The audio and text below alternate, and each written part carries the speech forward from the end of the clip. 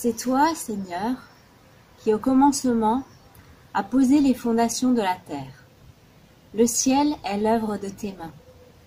Ils périront, mais tu subsistes. Tous s'useront comme un habit, comme un manteau, tu les enrouleras. Comme un vêtement, tu les changeras. Mais toi, tu es toujours le même. Tes années ne finiront pas. Bonjour à tous. L'éternité est au cœur de l'espérance chrétienne. Ce que nous attendons, c'est la résurrection des corps pour vivre les délices éternelles auprès de Dieu. Mais reconnaissons que lorsque nous y pensons, nous atteignons vite nos limites. Pourquoi? Parce que c'est une expérience qui nous échappe.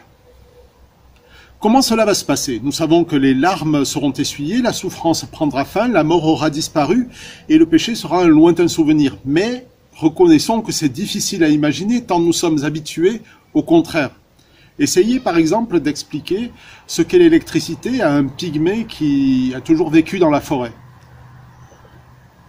Alors, c'est comme si un éclair passait dans un tuyau, non pas un tuyau, dans une corde, et cette corde vient dans ta maison pour mettre l'éclair dans ta maison pour que tu puisses y voir. Voilà. Je ne sais pas si cette explication vous convient, mais elle fait un petit peu frémir. Il en est de même de la vie éternelle. Et puis, notre expérience nous montre tout d'abord que notre monde va vers sa destruction. Cette destruction, elle est même inscrite dans les lois naturelles au point que la Terre ne pourrait accueillir la vie sans tremblement de terre et autres catastrophes naturelles. Il est donc difficile d'imaginer autre chose. Nous pourrions dire la même chose, par exemple, de l'expérience de la vieillesse, de la souffrance ou de l'ennui. Lorsque je visitais des personnes âgées dans des maisons de retraite par le passé, les remarques étaient souvent les mêmes. Bof, s'il faut vivre une éternité dans ces conditions, je ne vois pas en quoi la vie éternelle est une bonne nouvelle. Un tu l'as vaut mieux que deux tu l'auras. Et la réponse paraît légitime. Mais la foi nous enseigne le contraire. Notre expérience aujourd'hui, c'est notre finitude. Tous s'useront comme un habit, nous dit notre texte. Et c'est bien Dieu qui l'a voulu ainsi. Comme un manteau, tu les rouleras. Mais au départ, il n'en était pas ainsi. La mort est entrée dans le monde lorsque nos premiers parents ont péché et les humains ont été chassés de la présence de l'arbre de la vie qui procurait cette vie éternelle. De la même manière, notre observation de la nature nous montre une terre, selon les termes de la Bible, asservie au pouvoir de la corruption, c'est-à-dire qu'elle va vers sa destruction.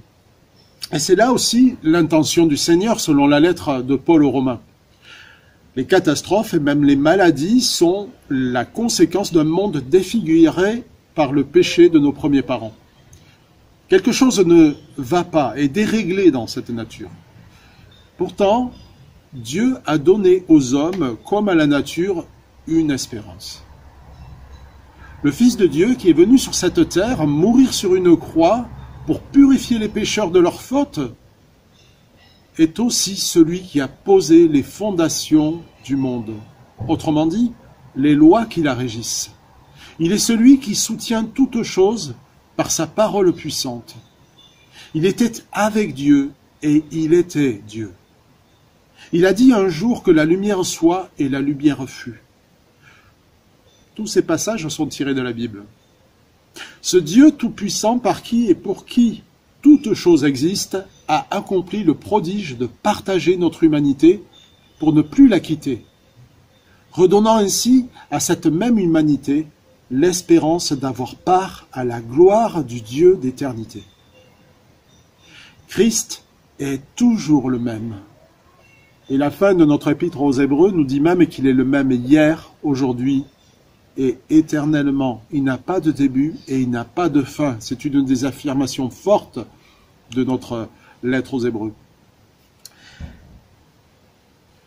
Et ce Jésus qui a appelé à l'existence ce qui n'existait pas, disant que la lumière soit de sorte que la lumière fut, est aussi celui qui rendra la vie à nos corps disparus depuis longtemps 6 pieds sous terre. Et c'est lui qui posera les fondations d'une nouvelle terre et de nouveaux cieux où la justice habitera. et la corruption aura disparu. Et l'arbre de la vie se trouvera au centre de cette nouvelle terre.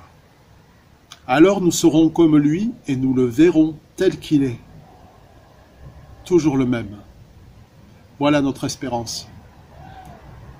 Bonne journée à chacun.